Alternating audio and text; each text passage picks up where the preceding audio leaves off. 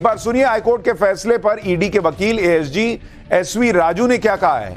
फिर आपको बताऊंगा कि वो कौन सी दलीलें हैं जिनसे केजरीवाल की मुसीबतें और बढ़ने वाली हैं और आज कैसे कोर्ट में भाई साहब ऐसी बहस हुई है, घमासान हुआ है, सब बताऊंगा। पहले सुनिए एएसजी को। आज जो है केजरीवाल का बेल ऑर्डर स्टे कर दिया। हमारी स्टे एप्लीकेशन जो है उसके ऊपर ऑर्डर किया है और फाइनल ऑर्डर 2-4 दिन में आएगा और मेन बेल कैंसिलेशन की जो एप्लीकेशन है उसकी सुनवाई बाद में होगी। उसमें नोटिस इश्यू हुआ है। ईडी ने अरविंद केजरीवाल की जमानत का विरोध किया तो सुनवाई के दौरान ही हाईकोर्ट ने ट्रायल कोर्ट के फैसले पर रोक लगा दी। इसी बात से आम आदमी भड़क गई। अरविंद केजरीवाल की पत्नी सुनीता केजरीवाल ने कहा कि ईडी ऐसा बर्ताव कर रही है जैसे अरविंद केजरीवाल कोई मोस्ट वांटेड आतंकी हैं। ओ बॉस, तो खाली मोस्ट वांटेड आतंकी होगा वही जेल जाएगा, बाकी को हाँ ठीक है तुम भी ले लो जमानत, तुम भी ले लो जमानत वाला हिसाब चलेगा। और केजरीवाल जब राजनीति में आए थे और सबको भ्रष्ट बताते थे, वो लोग मोस्ट वांटेड आतंकी थे क्या? तब तो केजरीवाल खुद कहते थे सबको डालो उठा के जेल में। आज खुद जेल गए तो सुनीता केजरीवाल कह रही है कि मैं अरविंद जी कोई आतंकी है क्या? सुनिए एक बार सुनीता केजरीवाल को, फिर बताऊंगा कि कल केजरीवाल के बेल मिलने के फैसले को कैसे आम आदमी पार्टी ट्रायल कोर्ट की क्लीन चिट बताने लगी थी और आज कैसे ये पलट गए। अभी कल ही आपके मुख्यमंत्री को बेल मिली, अभी सुबह ऑर्डर अपलोड होना था, ऑर्डर अपलोड नहीं हुआ और ईडी हाई कोर्ट पहुंच गई ऑर्डर को स्टे करवाने के लिए। इतना ये तो ऐसे हो गया Arvind Kejriwal is the most wanted terrorist of India. देश में तानाशाही इतनी हद पार कर रही है कि ईडी किसी को लिबर्टी भी नहीं देने के मुख्यमंत्री के अगेंस्ट वो स्टे के लिए चली जाती है।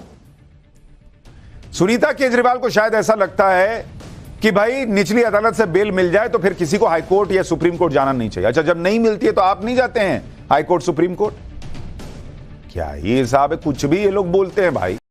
कल ट्रायल कोर्ट ने केजरीवाल को जमानत दी, आज हाईकोर्ट ने ईडी की दलीलें सुनकर जमानत पर फिलहाल के लिए रोक लगा दी। अब इस पूरी कानूनी लड़ाई में आम आदमी पार्टी बीजेपी को घसीट कर ले आई। बिना बीजेपी के तो उनका काम नहीं चलता। संजय सिंह ने कहा कि अरविंद केजरीवाल को जमानत मिलने के बाद ईडी को सदमा लग गया, पूरी बीजेपी में हड़कंप मच गया कि ये क्या हो गया। फिर बीजेपी ने ईडी को कहा कि सुनो हाईकोर्ट जाकर सुबह ही लाइन में लग जाओ। संजय सिंह ने भड़कते हुए कहा कि बीजेपी बुद्धिहीन हो गई, अभी ट्रायल कोर्ट का आदेश भी अपलोड नहीं हुआ, कॉपी नहीं मिली और ईडी हाईकोर्ट पहुंच गई।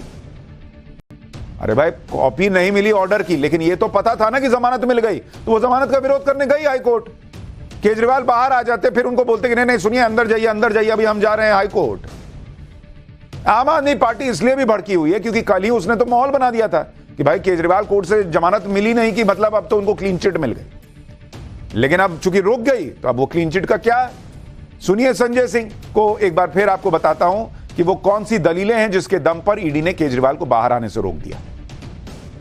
नरेंद्र मोदी के इशारे पर कानून व्यवस्था और न्याय व्यवस्था को कूड़ेदान में डालकर ईडी वाले बगैर ऑर्डर के हाई कोर्ट में निचली अदालत का आदेश चुनौती देने के लिए पहुंच गए। निचली अदालत का ट्रायल कोर्ट का फैसला है, वो अपने आप में ये बयान करता है कि अरविंद केजरीवाल पूरी तरीके से निर्दोष है और ये पूरा का पूरा मामला फर्जी है, बेबुनियाद है, सबूत और तथ्य के परे है, उसका कोई लेना देना सच्चाई से नहीं। कई बार लोगों को यह भी लगता है ये लोग खुद को ही क्लीन चिट देने में इतनी हड़बड़ी क्यों कर रहे हैं। इससे लोगों को शक होने लगता है भाई मनीष सिसोदिया को बेल नहीं मिली, सतेंद्र जैन को नहीं मिल रही, ऊपर से ऊपर की अदालत में नहीं मिल रही, इसका मतलब वो लोग दोषी हैं इनके लॉजिक के हिसाब से। और केजरीवाल को अभी मान लीजिए हाईकोर्ट ने बेल नहीं दी तो फिर उसके बाद आप क्या कहिएगा कि इसका मतलब लोअर कोर्ट के हिसाब से वो निर्दोष थे लेकिन हाईकोर्ट के हिसाब से दोषी हो गए। कल से ही आम आदमी पार्टी ने यह माहौल बनाना शुरू कर दिया था कि ईडी की तो पोल खुल गई, ईडी की जांच तो झूठी साबित हो गई, केजरीवाल तो बहुत सच्चे, उन्हें तो फंसाया गया है। यह सब लोअर कोर्ट से मिली जमानत के आधार पर कह रहे थे। इसलिए ईडी भी आज तुरंत हाईकोर्ट गई क्योंकि सीधा सवाल ईडी की साख पर उठ रहा था। ईडी वैसे ही विपक्ष के इशारे पर रहती है, निशाने पर रहती है। इसलिए आज जैसे ही कोर्ट ओपन हुआ ईडी तुरंत हाईकोर्ट गई और हाईकोर्ट की सुनवाई में ईडी ने लोअर कोर्ट के फैसले को चुनौती देते हुए बड़ी बातें कही। ईडी ने कहा कि इससे ज्यादा गलत आदेश कोई और हो ही नहीं सकता। ईडी के वकील जो हैं एएसजी राजू, उन्होंने कोर्ट में कहा बॉस कि लोअर कोर्ट ने जो आदेश दिया है जमानत का, इससे गलत आदेश हो ही नहीं सकता और जमानत को रद्द करने का इससे बेहतर कोई केस नहीं हो सकता। ईडी की तरफ से कहा गया कि जमानत दी जा सकती थी, लेकिन इस तरह से नहीं। ईडी ने ट्रायल कोर्ट के फैसले पर बेहद सख्त लहजे में यह दलीलें रखी और ईडी ने हाईकोर्ट को इसकी वजह भी बताई। ईडी ने इतने सख्त लहजे में ये बातें इसलिए कही क्योंकि ईडी को आम आदमी पार्टी अपनी राजनीति में टारगेट कर रही थी और कह रही थी कि ईडी तो केजरीवाल से पर्सनल दुश्मनी निकाल रही है। इसलिए ईडी केजरीवाल को लोअर कोर्ट से मिली बेल को रुकवाने के लिए हाईकोर्ट तक गई। लेकिन ईडी का अपना पक्ष है। ईडी ने लोअर कोर्ट के फैसले को चुनौती अगर दी तो हवा में नहीं दी, ना ही केजरीवाल से पर्सनल दुश्मनी निकालने के चक्कर में ईडी ने ऐसा किया। ईडी के पास अपने ठोस तर्क हैं। भाई वो कह रही है कि ये आदमी इन्वॉल्व है, मनीष सिसोदिया के साथ, ये भी जो है मुख्य किरदार हैं इसके, और वही ईडी कहती है कि मनीष सिसोदिया को बेल ना मिले और केजरीवाल को मिले तो कहे जाने दीजिए, कोई बात नहीं। ऐसे कैसे चलेगा भाई? वो तो जाएगी हाईकोर्ट। ईडी ने हाईकोर्ट को बताया कि वो क्यों लोअर कोर्ट के आदेश को गलत बता रहे हैं। ईडी की तरफ से एएसजी एसवी राजू ने बताया हाईकोर्ट को कि ट्रायल कोर्ट ने उन्हें दलीलें रखने का पूरा मौका ही नहीं दिया। वो गंभीर आरोप लगा रहे हैं निचली अदालत पर कि बॉस हमको पूरा ही सुना ही नहीं, उन्होंने जमानत याचिका का विरोध करने का भी पूरा मौका नहीं दिया गया। ईडी की तरफ से पेश दलीलों को छोटा कर दिया गया, पूरा टाइम नहीं मिला। ये ईडी के वकील हाईकोर्ट में खड़े होकर बोल रहे हैं कि हमसे कहा गया कि आप जल्दी जल्दी बताइए, मुझे आदेश पास करना है। लोअर कोर्ट में ईडी की तरफ से बताया गया कि ट्रायल कोर्ट में जज ने कहा कि उन्हें जजमेंट देना है, इसलिए शॉर्ट में, छोटे में अपनी बात रखिए।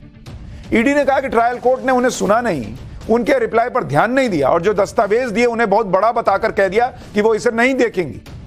फिर जज अपने जजमेंट में कहती है कि ईडी सबूत दिखाने में नाकामयाब रही। ये कैसा जजमेंट हुआ बॉस? ईडी कह रही है कि हम इस पे हैरान है, जब आपने हमारा पूरा डॉक्यूमेंट ही नहीं पढ़ा, आप कैसे कह रहे हैं कि हमने सबूत नहीं दिया है? दोनों तरफ के डॉक्यूमेंट देखे बिना समय हमें दिए बिना ट्रायल कोर्ट ने फैसला सुना दिया। यह कोर्ट की ड्यूटी होती है कि वो ऑर्डर लॉ के हिसाब से पास करे, बिना डॉक्यूमेंट देखे। आप ये कैसे कह सकते हैं कि कौन से डॉक्यूमेंट इंपॉर्टेंट हैं और कौन से नहीं? याचिकाकर्ता ने कह दिया तो उसे मान लिया जाएगा। ये ईडी के वकील कोर्ट में, हाई कोर्ट में खड़े होकर बोले हैं। ईडी की तरफ से कहा गया कि वो खामोश नहीं है, बल्कि ये ऑर्डर खुद खामोश है और ये तब हो रहा है जब ईडी लगातार जोर शोर से ये मुद्दा उठा रही है। ईडी की तरफ से बताया गया कि बेल इसी तर्क पर कैंसिल होता है जब जरूरी तथ्यों पर ध्यान न देकर गैर जरूरी तथ्यों पर ध्यान दे दिया जाए, और इस केस में ऐसा ही हुआ है। बेल कैंसिल होनी चाहिए। केस में सबूतों की बात करते हुए ईडी ने यह भी बताया कि क्यों वो ट्रायल कोर्ट के ऑर्डर को एक तरफा और गलत बता रहे हैं। ईडी की तरफ से कहा गया कि केजरीवाल के खिलाफ सीधे सबूत है बॉस। एक आरोपी सीएम केजरीवाल से मिला था और अरविंद केजरीवाल ने उससे 100 करोड़ रिश्वत मांगी। ईडी कह रही है कि उस आरोपी का लिखित बयान उनके पास है। इसके बावजूद ट्रायल कोर्ट के जज ने कह दिया कि कोई डायरेक्ट सबूत केजरीवाल के खिलाफ है ही नहीं। पीएमएलए के केस में बेल मिलने के लिए यह जरूरी है कि आरोपी के पक्ष में यह प्रमाण हो कि उसके खिलाफ कोई सबूत नहीं है, लेकिन इस केस में केजरीवाल के खिलाफ सीधे सीधे सबूत हैं, इसलिए उन्हें बेल मिल ही नहीं सकती। ईडी ने हाईकोर्ट को बताया कि उसने 45 करोड़ की रिश्वत को ट्रेस कर लिया है और यह पैसा गोवा चुनाव में इस्तेमाल हुआ। एंड टू एंड, यानी यहां से शुरू होकर यहां तक गया, यह मनी ट्रेल भी ईडी ने पता कर लिया, यह वो दावा कर रही है। और इसीलिए वो कह रही है, ईडी के वकील बार बार खड़े होकर कह रहे हैं कि लोअर कोर्ट ने जो जजमेंट दिया है जमानत का, इससे बुरा फैसला हो ही नहीं सकता। ईडी के वकील कह रहे हैं कि भाई हमको सुना नहीं गया, हमारे सबूत नहीं देखे गए, पूरे डॉक्यूमेंट्स नहीं देखे गए, कह के कि बहुत मोटा है, बहुत ज्यादा डॉक्यूमेंट है। तो आप कैसे ऐसा फैसला सुना दिए भाई? केजरीवाल के वकील की तरफ से भी आज हाईकोर्ट में पक्ष रखा गया। अच्छा, एक बात और कही ईडी के वकील ने, उन्होंने कहा कि जब हाईकोर्ट ने कहा कि केजरीवाल की जो गिरफ्तारी है वो गलत नहीं है, तो लोअर कोर्ट कैसे कह सकता है भाई कि ये जो है पूरा मामला गलत है? भाई हाईकोर्ट का फैसला तो लोअर कोर्ट से ऊपर हुआ ना। तो यह भी सवाल उठाया ईडी के वकील ने। खैर, केजरीवाल के वकील की तरफ से आज हाईकोर्ट में पक्ष रखा गया। अभिषेक मनु सिंघवी और विक्रम चौधरी ने दलीलें रखी। केजरीवाल के पक्ष में कहा गया कि ईडी खुद को बहुत पवित्र मानती है और यह सोचती है कि कोई भी उसकी आंख के सामने बेल नहीं ले सकता। ईडी पूरी तरह से पक्षपातपूर्ण है, उनके हर तर्क में पूरी तरह पक्षपात दिखता है। ईडी व्यक्ति की स्वतंत्रता को मानती नहीं है। अब इसमें एक बड़ा प्रश्न तो यह है कि अगर ईडी ये मानती कि कोई बेल ले ही नहीं सकता, तो बॉस संजय सिंह को कैसे बेल मिल गई? संजय सिंह के लिए इसी ईडी ने कहा ना कोर्ट में खड़े होकर कि दे दीजिए बेल, हमको कोई दिक्कत नहीं है। खैर, यह भी दलील दी गई केजरीवाल के वकील की तरफ से कि अरविंद केजरीवाल कोई आतंकी नहीं है, कि वो अगर बाहर आ जाएंगे तो समाज को खतरा हो जाएगा, अगर मुख्यमंत्री जेल से बाहर आ जाएंगे तो उसे क्या हो जाएगा। तो इससे तो पब्लिक ये भी सवाल पूछेगी बॉस कि क्या देश के जितने भी जेल हैं उसमें खाली आतंकी भरे बैठे हैं क्या? जो आतंकी है वही जेल में रहेगा, बाकी कोई भी बाहर आ जाए उससे खतरा नहीं है तो उसको बाहर घूमने दिया जाए। केजरीवाल से जुड़ा हुआ डायरेक्ट सबूत कहां है, यह भी केजरीवाल के वकील ने पूछा। सब कुछ तो सिर्फ बयान है और सभी मटेरियल की जांच के बाद सिर्फ यही मिला है। केजरीवाल को एक भी पैसा नहीं मिला। निचली अदालत ने पीएमएलए की धारा 45 पर सही विचार किया है। ईडी ट्रायल कोर्ट के जजमेंट लिखने पर सवाल उठा रही है। हर कोई अपने अपने तरीके से जजमेंट लिखता है। ट्रायल कोर्ट ने खुद कहा कि केजरीवाल 2022 से इस केस में शामिल नहीं है और इस मामले में 4 लोगों के बयान है और उनमें से एक ने भी एक भी शब्द केजरीवाल के बारे में नहीं कहा है। यानी ईडी के वकील के अपने तर्क हैं कि निचली अदालत ने फैसला सही नहीं सुनाया, उसमें कमियां दिख रही हैं उसको, और सही तरीके से न बातें सुनी, न देखी, न सबूत देखे। यह ईडी के वकील का आरोप। केजरीवाल के वकील का अपना तर्क है कि बॉस एकदम केजरीवाल पाक साफ है, उनको तो 1 सेकंड नहीं रहना चाहिए जेल के अंदर। अब हाईकोर्ट क्या फैसला सुनाएगा, यह तो अगले 2-3 दिन में पता चलेगा।